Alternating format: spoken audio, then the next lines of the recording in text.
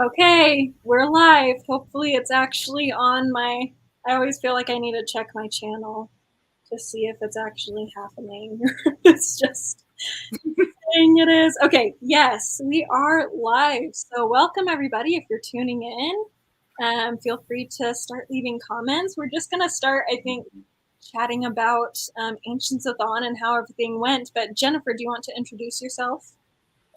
Yes, I'm Jennifer from the channel Jennifer Brooks. Tori kindly asked me to co-host Ancientsathon with her last year, and then she kindly asked me to do so again this year. So I'm excited to see how her Ancientsathon went. Yes. And then David, for those of you wondering, we're hoping he ends up showing up at some point. We'll see. He was just having life things. So we'll see if he's able to pop in. If not, that's okay. We'll still have a grand old time, I'm sure. So I just realized I was all prepared. I came on like 15 minutes before, and then I didn't actually open my journal to the page. I had my outline, so we'll get that pulled up. Okay, so I guess, how did yours go, Jennifer? I know you were having some reading slump issues earlier this year. I don't know if that was still happening in June for you, but It kind of was. I think I read more in June than I have any other month this year, but I didn't read half of what was on my TBR, but that's always the case. I chose too many things, but I read two plays this year, which is so unusual. I read King Lear finally, and that was amazing. And then I read Electra by Euripides, which was also good, not great. But my big book, I'm still in the middle of this, but I started it in Ancientsathon and I'm almost halfway through. I'm really proud. Is Don Quixote. wow, good. That's a good one. I love Yes, that. I'm enjoying it. I'm kind of shocked. I didn't really think it would be my cup of tea. You've read it, haven't you? So I've read most of it. I in high school had a class where we read all of the first part and a good chunk of the end of the second part, but we didn't read all of part two, that second kind of portion that's a little different. My teacher decided to skip that one. So I haven't read all of it, but I've read most of it. It would be fun to discuss in a class. Yes, it was a lot of fun, especially just discussing because, of course, it was like an honors AP class. I can't remember exactly which, but I think it was an AP class. And so we're all like into reading and we liked the discussion. And so it was really fun to discuss like the idea of letting the books go to your head and things like that. So that was, yeah, it was a lot of fun. Good. How did yours go? Did you get to everything on your TBR? You also had a long TBR. Yes, I knew from the get-go I was not going to get to everything, especially because I also was hosting a read-along of The Mirror and the Lights, which is not short Beast. or easy. So I was like, I'm not, because I've also had some kind of slumpiness going on. So I was like, I am not going to be able to finish this. Absolutely not. But I did get to my like main priorities at least. So I read Julius Caesar for the first time and really liked that. That was definitely a hit for me. That was probably my favorite of the things I completed this month. I also did a second play. I did another Euripides, so we were both Shakespeare and Euripides this year for our plays. But I did Alcestis by Euripides, which was good. I kind of decided I feel like I wish it had been placed a little later in the myth for Alcestis, like after she comes back and everything, instead of it focused a lot on the mourning process, which was fine, but I just think it would have been more interesting to see the aftermath a little bit more. Um, but I did enjoy it. I mean, I feel like when I've read Euripides, at least the translators I've tried have done really well. Like I've really enjoyed the feeling of Euripides writing through, even if it is through translation. I Um, agree. He yeah, must translate very, very well. yeah, because yeah, it feels um, sort of Shakespeare in some ways as far as kind of the poetical nature of it. I think the copy I have actually is a prose translation, but even then it has this nice rhythmic feeling to it, even in the prose translation that I read. I would have rather had the poetry version of that, but I just happened to have that one and didn't get the chance to get a new one. So anyway, and then I did also read like almost half of the Canterbury Tales, which probably if I had finished it would have Good for been you. yes. It was okay. It might not be quite half, but it's close. It's close to halfway through. So, but yeah, I'm really liking that actually more than I expected to. I wasn't sure how it would go for me, and obviously, I'm not loving every story, but I don't know. There's something about short stories written in more like medieval times and ancient literature that they just do so well in a shorter like a shorter story format, even if it's in a more epic poetry style. Just those like shorter fairy tale esque stories just always appeal to me. So I agree. That must have been just the height of medieval. I guess since they didn't have a novel, they went for more like a short story compilation, and it did tell like an overarching narrative, but it yes. was through all of these different stories. Mhm. So when you finish that, you'll have to read the Decameron. Yes, I really want to. I've read a few stories from it in the past, but I haven't finished it. So that's probably, I'm trying to decide if next year I want to focus on that or on Le Morte d'Arthur. Are kind of my two big ones I'm looking at. So we'll see. I know David has feelings about Le Morte d'Arthur. Yes. Yes. So I'm sure he'd be very excited to hear that. I'm leaning towards that one a little bit more just because it's been years since I've wanted to read it. So I feel like I need to prioritize it. So, yes. Okay. Was there anything you had that were favorites? Any other thoughts on what you read that you wanted to share? I think my favorite, kind of like you, is a Shakespeare. I think it's Lear, King Lear. It's interesting. I knew I would like it, but it still surprised me that I loved it as much as I did. So that was one that kind of took me a little bit by storm. I'm sad though. I think that was one of the last big ones of his that I have left to read for the first time. Of course, I can reread them, but that was definitely, I think, my favorite of the month. Um, You're oh, right, Pamela. yeah. Yes. Very true. That is one thing that has been interesting, definitely, while reading. Um, oh yeah, I was gonna say King Lear also is one that I really like. It's kind of a strange one in some ways, but I do really enjoy it. I'm actually seeing it live at the end of July. There's a Shakespeare festival going on, and they're doing that one, and I'm so excited because I think it will just be fascinating to watch live. Oh, yeah. That would be an amazing one live. And I think it would be a really interesting one to read a retelling of. Yeah. I think there would be a lot of different ways you could retell King Lear. That's Yes. exciting. I can't wait to hear how the live performance is. Yes, I'm very curious. It's a Shakespeare festival where in the past they have done things in like different time periods. They still use the same language and words, but they'll switch around the time period. So they did like Comedy of Errors last year in the 70s. So it was perfect. They just had all the bright clothes, sparkly outfits and things. It was so good. So I'm curious if they mess around with that at all because I know there's been some shows and stuff with King Lear that it's more like businessmen or things like that. So Mm-hmm. curious. I hope they just don't do it badly because I'm too excited for them to completely mess with it. But we'll see how it goes. I did also start reading Lear Wife by J.R. Thorpe. Unfortunately, I DNF'd it, but mostly because it's written in a similar style as far as like stream of consciousness to Wolf Hall. And since I just finished The Mirror and the Light, I was like, I this is You too were overloaded. Yeah. exactly. So I was like, let's wait, see how it goes, maybe in a few months. And so far, it's interesting.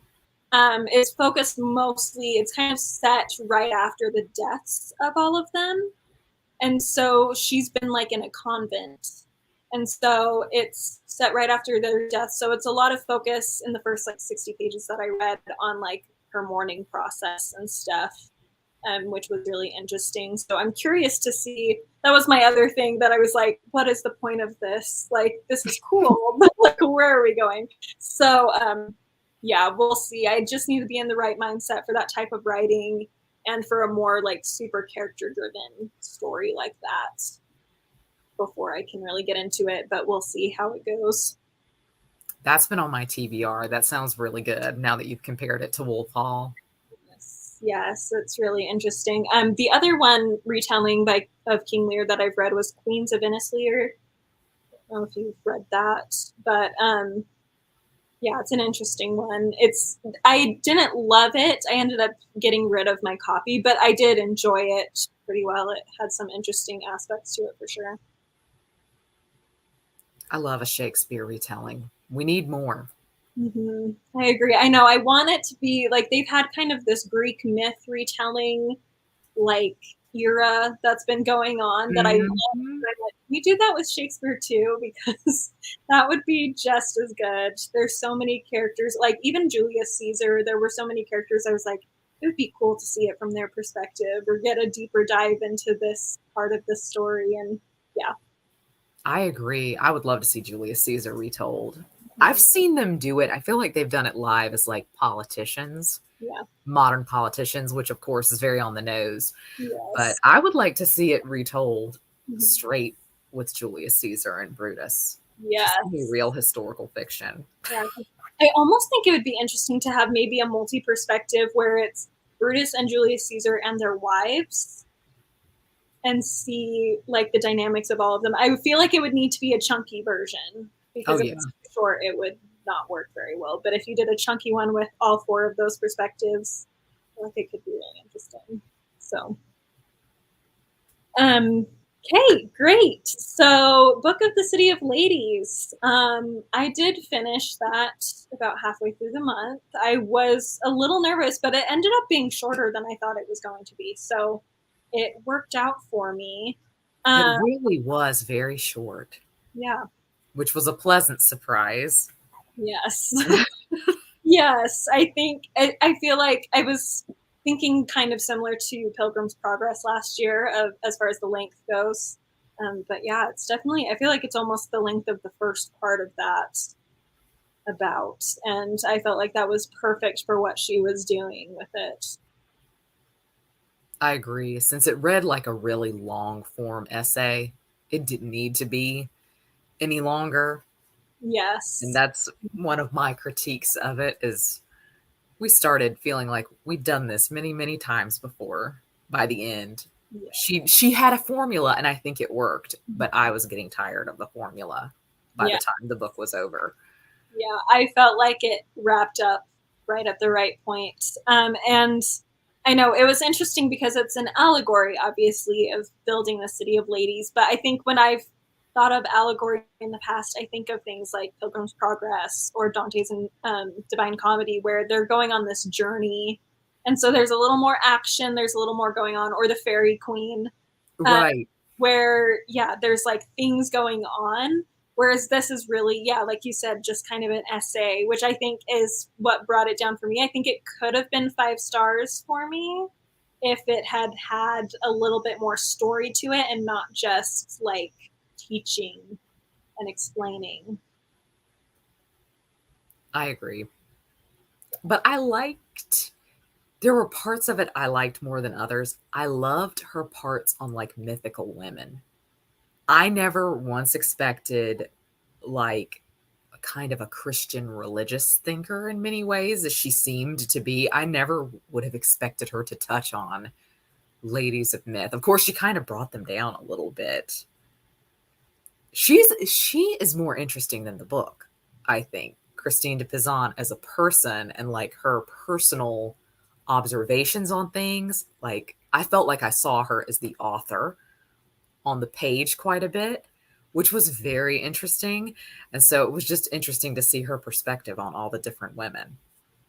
Yeah, I totally agree. I felt like I was really surprised too that she had so many pagan women and like just really took time to showcase how great they are. Obviously, her book 3 kind of refocuses it on the Christian women, like all the women she discusses who actually populate the city are some in some way more based in the Bible or just Christianity in general. So there was definitely kind of that coming together at the end. But yeah, I really found it fascinating that she brought up a lot of these stories. And I liked too that she brought up stories of women who maybe aren't seen as like good people, but they have like a certain strength that she pointed out, like Medea, where she's not saying she's like this great person, but she's like, but she had these really good strengths that men say women don't have. So, and I thought it was very interesting that she gave such a nuanced view of a lot of them too. I agree. And she was very interesting in how she discussed women having masculine traits and praising women, but also critiquing women for that, Mm-hmm. and kind of saying, well, men can do that. You don't have to. Her brand of feminism was very medieval. Yes. She, though she was very progressive, she was also very, very, I think we would say regressive in the Mm-hmm. modern day. But for her, I mean, what she said was quite revolutionary, I would think. Yeah, for sure. And I think it's interesting. I had seen somewhere when I was researching different questions potentially to think of that someone said in one of their things, I didn't read the whole article or anything, I just saw this of just that she was trying to make it so men would agree with her. And so maybe some of the things she put in there she didn't necessarily personally fully agree with, but she wanted to kind of get men to start to think about it a little bit more, which I thought was an interesting take on it. I don't know how accurate that is, but I'd be curious to learn more about her and see if there's any signs that maybe, I mean, I'm sure most of it she did agree with, but and really believed in. But it would be just interesting to learn a little bit more about that.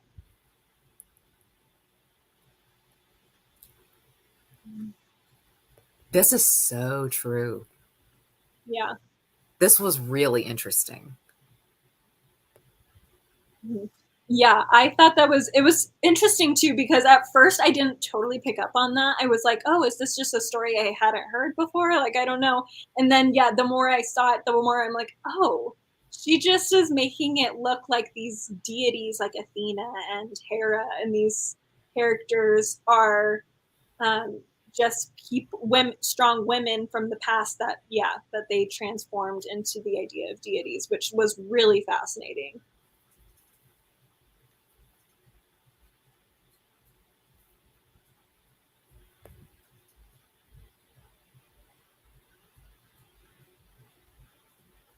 Yeah. Mhm.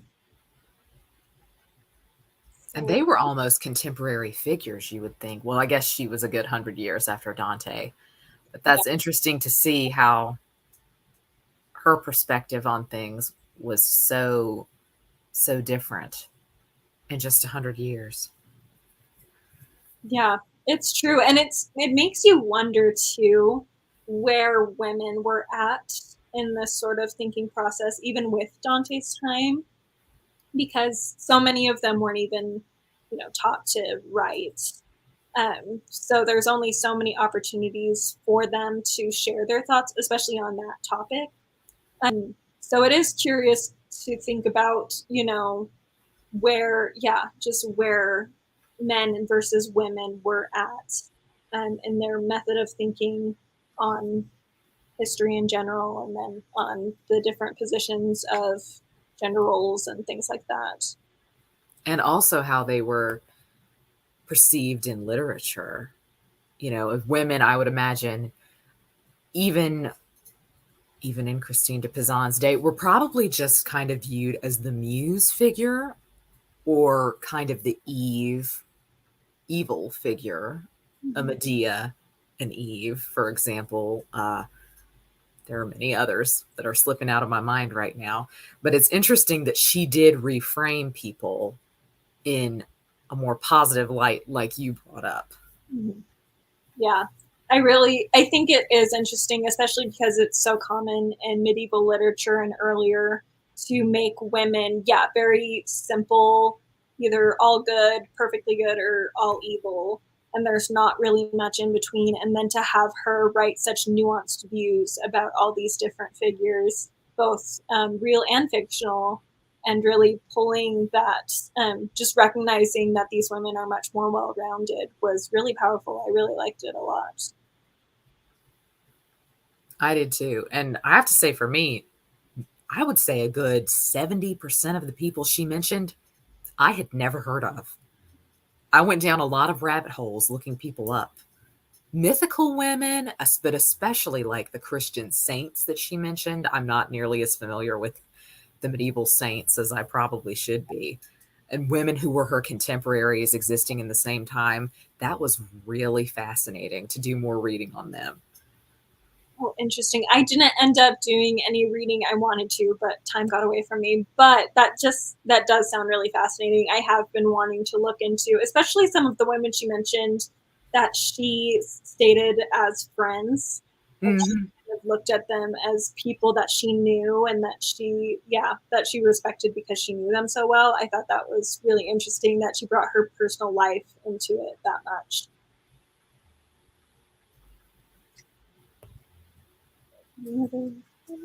Okay. Um, Did you have any, I don't know if you noticed any differences between the three books, but did you have a preference between the three books? I liked the first one the best. I thought I would probably like the third one the best, but she had me from the get go. And I really appreciated the boldness of the first one. She was very straightforward in her comments in that first book, which I Mm-hmm. thought, wow, it's a shock to me that this was published and people read it.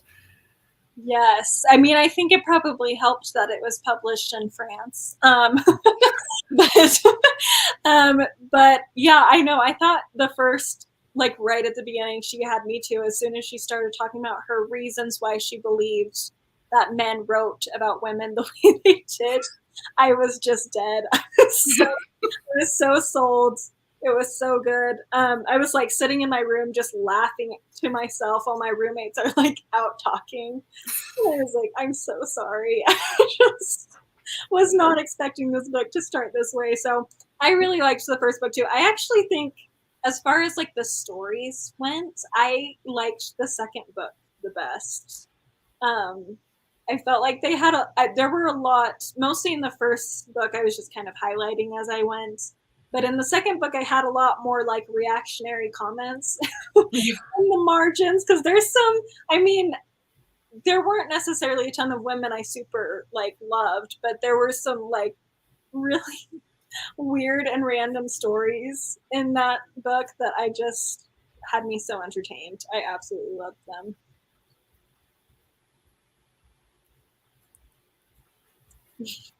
That's a good, interesting thought. I think it would be very interesting to see Christine and Jane Austen and even the Brontes all talk to each other because I feel like they were just in such different like states of mind on this topic and with just different being in different time periods but also just being different kinds of people that it would be really interesting to see them converse together for sure. And Christine did have quite a biting sense of humor, which Jane Austen likely would appreciate, I think, Yes, because there definitely were parts I just laughed out loud at how she phrased something. I thought, is this a joke or are you just being really caustic? So it was really funny. yes, a lot of her just like when Christine as a character asked certain questions and the response was always like, well, obviously that's not true. That is so dumb. Kind of thing. It was, yeah, it was really, I really enjoyed that aspect of the writing too, that it was humorous. I think that helps me continue along with it at a much better pace and stay engaged with it because I think I was reading it over like a week and a half or something like that. And I think I stayed so engaged and was just fine reading it every day for that time because it does have that humor. And like I said, some of the stories were just off the wall madness. I did really like it. All right. Okay. Um, why do you think she chose reason? What were the names? Reason, rectitude, and justice to build the city. I thought that was an interesting trio. I mean, it makes a lot of sense, especially I like how the books kind of match up with their different purposes. Um, but I know I wonder like why she didn't choose things like virtue, which is such a classic female thing, or some of those kind of more feminine words. I feel like she almost went for words that maybe are kind of manly words to prove her point even more in a lot of ways too. I agree. Justice was the one that threw me. Even though I know you typically see justice as like a woman with a pair of scales, I didn't really think of that. I think of justice, I guess, in a not a violent sense, but in I guess a more masculine sense. So I was interested why she chose those as well. Rectitude. I can see that reason is definitely a feminine quality. And that was part of her point in the book, I think, which was quite funny that women are smarter than men give them credit for. But I thought that was interesting too that she didn't choose virtue. I fully expected that throughout the book that virtue would make an appearance Mm-hmm. because that seems so stereotypically medieval woman.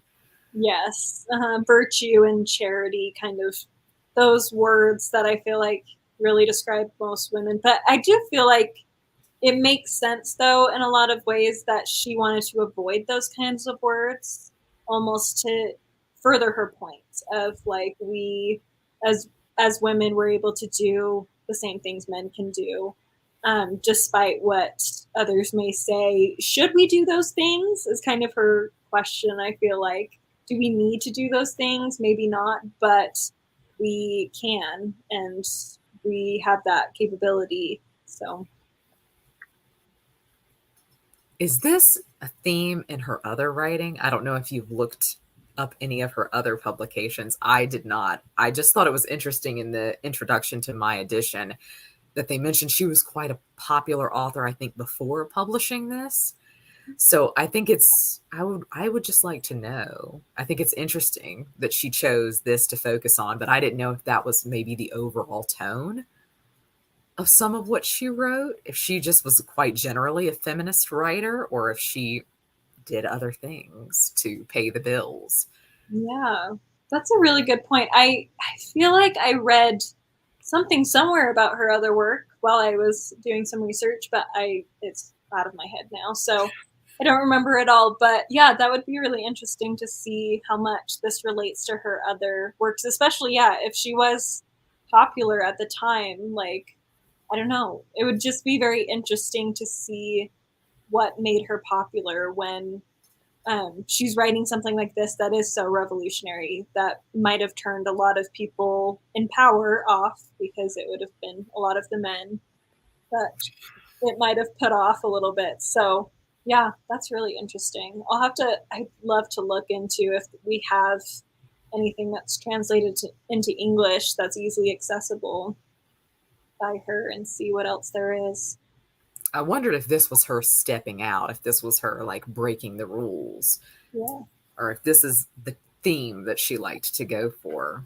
Yeah. But you're right. I wonder how much of it's been translated into English. Yeah. I'll have to look because I'm like, I feel like this is the only one I've ever heard of by I her. agree. So that might be because English, there's not a lot of English translations of her other stuff, but I'll have to see. I feel like I remember there was another author that was interested in her work. Maybe it was Jane Austen. I've been reading about her recently. But I feel like there was another author, I want to say it was Jane Austen, that was interested. Like her father had some works by Christine de Pizan in their library. That sounds right. That really rings a bell to me. Yeah, I'm like, I just started reading Jane Austen at Home by Lucy Worsley, and I'm like, I feel like that's where I read it, but I'm not totally sure. Anyway, yeah, I'd be super interested to see what other authors have been influenced by her or just have gained yeah, inspiration from her, because she is one that I feel like has kind of been slept on. Like, I feel like she probably has a lot of really interesting works that I just haven't been able to hear of because they're not as readily available. So, okay. Oh, I wanted to ask you, were there any figures that stood out to you at all that you remember, or any stories that stood out to you at all? Well, you already mentioned Medea, but I think that was my favorite moment in the book was seeing how she talked about Medea. But I quite like Medea anyway. Mm. But it was interesting to finally see somebody talk about her in a positive light and celebrate the positive side of her, and also to point out that a lot of Medea's problem was men putting this curse on her, like putting her in this position. And so that was easily, I think, one of the more interesting parts. But I also loved her talking about the Amazons. Yeah. That was wildly fascinating to me. Yeah, that was one of the ones I had written down. As far as a favorite, I think all of the Amazon stories. I like that she had multiple in a row too to really build off. And then that she did bring it back into the book of the City of Ladies later, or the City of Ladies later. She mentioned not quite like the Amazons were, but we have our own little world of women. And yeah, I thought that portion was really interesting. There were a couple gosh, there were a couple stories in the um, book too that, like I said, I had some visceral reactions to, but some of them kind of gross. Like there was the one story about this lady like breastfeeding her mother. Oh, that was gross. Yeah. Like, why? Why? I mean, I guess you got to do what you got to do, but and there was another one right after that that was like she drank like ashes mixed with wine.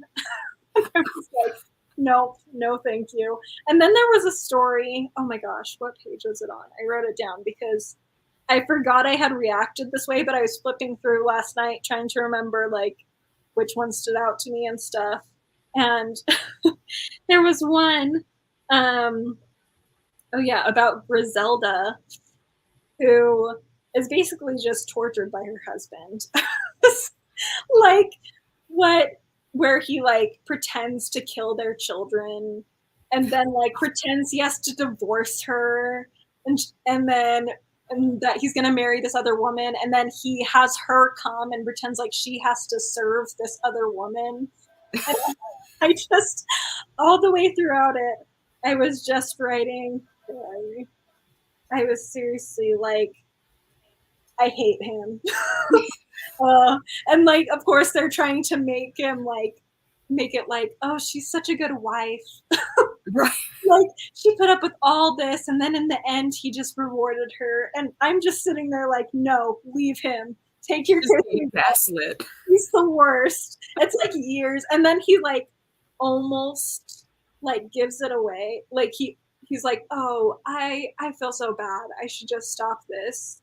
And then he like lets it carry on for just a little bit longer. It's like, no, stop. This is so unnecessary. But I also kind of love the story because it like made me so angry. So that was definitely a fun little part of my reading. I also found it interesting that she so directly brought up the topic of rape in her She story. did. She did. That was really shocking. Yeah. I remember when I read that, I was like, oh, wow, we're actually like going there. And it was very poignant because I was rereading Tess of the D'Urbervilles while reading this. And so it was very much on the forefront of my mind. And so, yeah, I just found it fascinating that she directly stated rape too. It was not like any sort of wraparound Victorian sort of way of treatment of it. She just directly was like, yes, and addressed the idea of men thinking that women want to be raped or like who are raped like it's all their faults, and just directly addressing that. No, of course they don't like that. Like, who would, basically? And I really appreciated that too. Oh gosh. Mm, very possibly. Yes. Yeah, that story, I was like, ew, it's so gross. But and she, of course, just always makes it like, oh, this woman is so amazing. Look what she did. And I'm like, I get it. I understand that was, I mean, maybe certain situations, like I said, you got to do what you got to do, but that was really gross to me. I was not a fan of that one. Oh gosh. You're right. Book 2 was a wild ride. There was so much. And then I love book 3, of course, like brings it all together back to all Christian women, talking about Mary for a while and all these different um, good Christian women who are populating the city, which I think it's very interesting that she decided to write about this book of the City of Ladies. And I was thinking that it would talk about who's in the city, but it's almost like it talks about just what truths about women build up the city, and then the Right. actual women there are just Christian. And so I thought that was an odd choice, where in the whole book she's talking about all sorts of different types of women and how they all have really good things about them, and yet they're not allowed in the City of Ladies. I don't know. I thought that was kind of an interesting way to end it, but That's true. And I also liked that she made the Christian women seem pretty hardcore. Like, I think we think, oh, yeah, Mary, what did she do? She gave birth like so many other women. But, like, what she did was hard,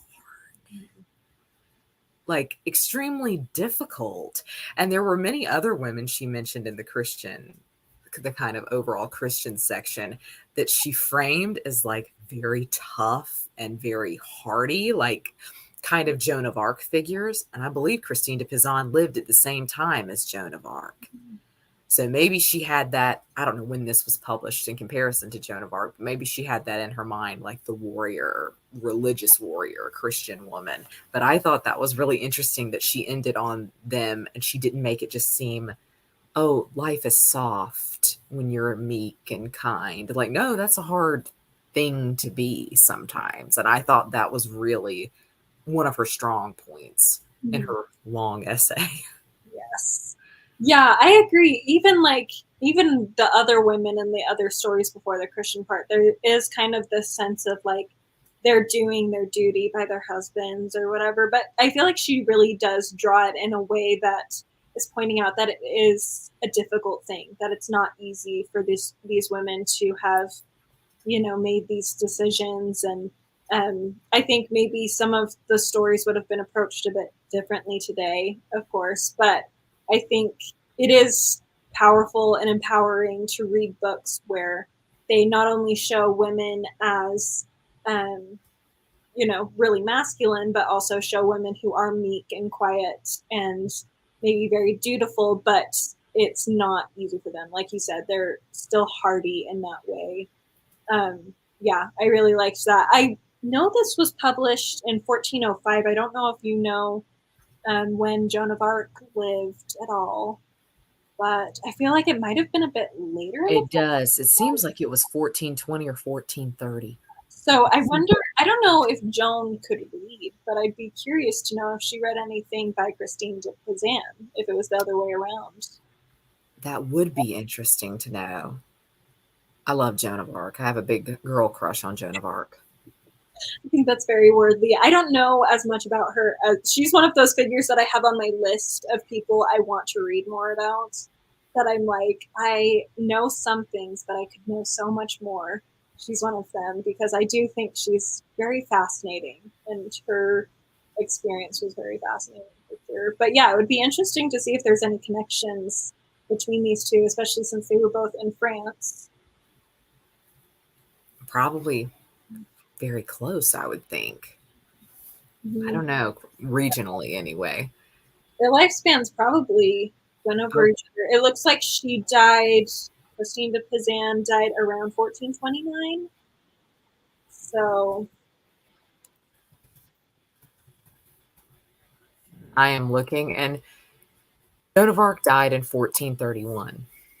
okay, yeah, so they pretty much were living like right at the same time. That's interesting. Then That's I also crazy. wonder if there's like a cultural thing involved there too. If they influenced each other or if there was just something in the culture at the time for women that it was making things like that more possible. I don't know. That would be interesting to look into. It would. That would be a good essay topic. Yeah. Somebody who needs their dissertation. Read Not about me. culture in France in the early 1400s. Super interesting. Yeah.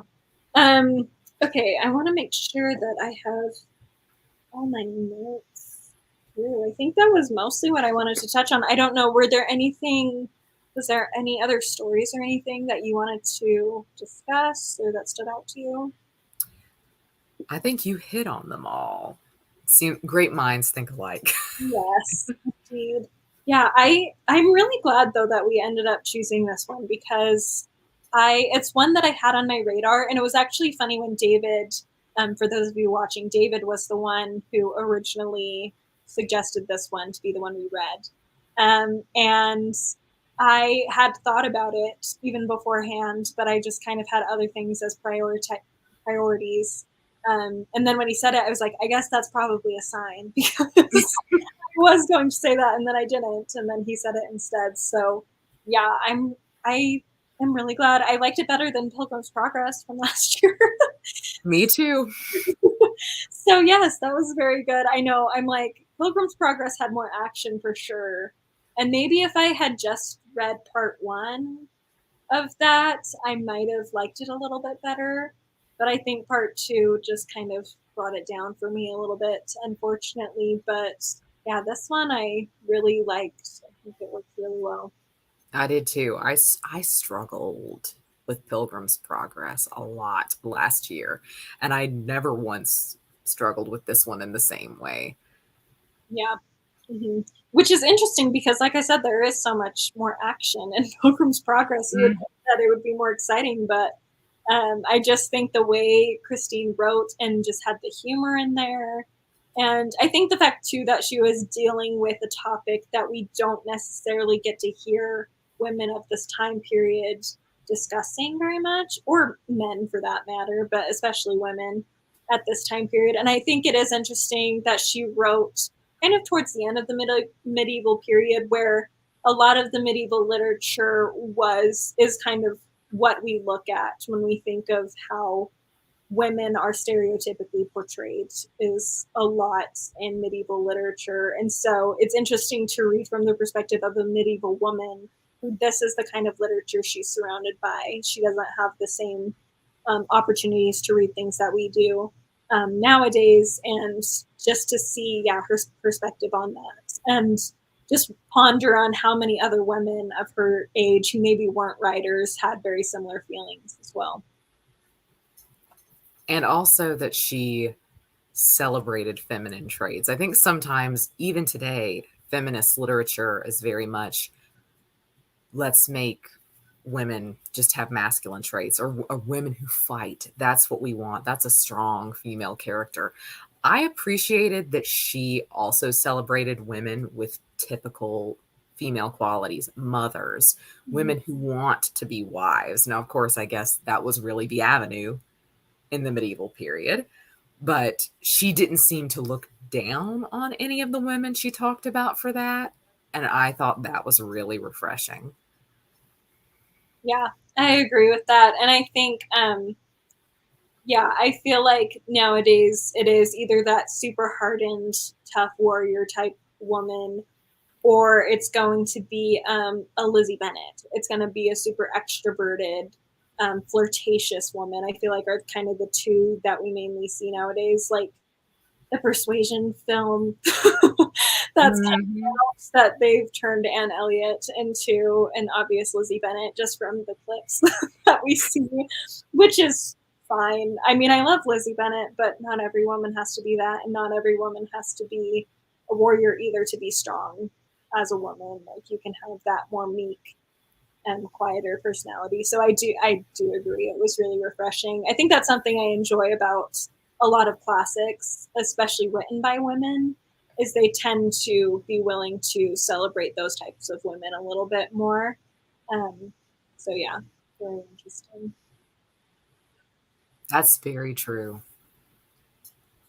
All right. Well, unfortunately, it looks like David wasn't able to show up, which is too bad. But did you have any closing thoughts on Ancientsathon? Anything you thought of that you didn't bring up yet? Well, it was a great Ancientsathon for me. Well, it was much better than last year. I think what I read last year was not a hit. And this year, basically everything I read was a hit. So I hope that next year will also be a really great, pleasant reading experience for both of us. And I hope we continue to do it next year and that David will join us. Yeah, me too. I feel like last year I read more as far as more pieces, but this year I do feel like I liked more of what I read. And I actually had a 5 star, which last year I did not end up with any 5 star reads. So yeah, I feel like it definitely was better this year overall as far as that goes. And yeah, next year I've already started thinking about what I want to read for next year. So obviously, because I brought up Lamont to Arthur.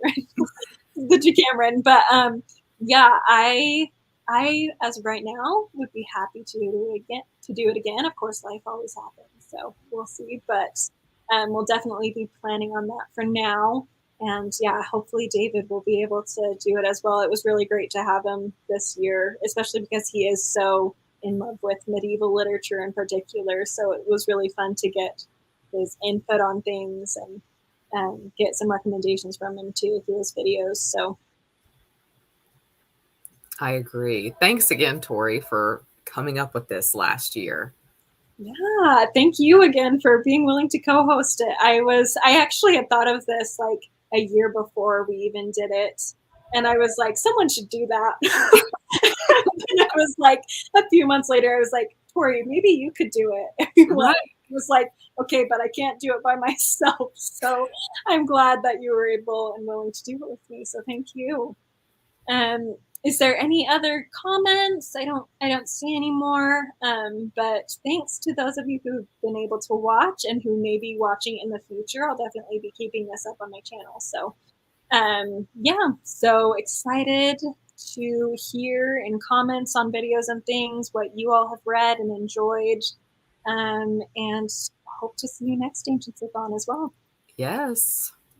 All right. Well, we'll wrap up there. So we'll see y'all later. Bye. Bye.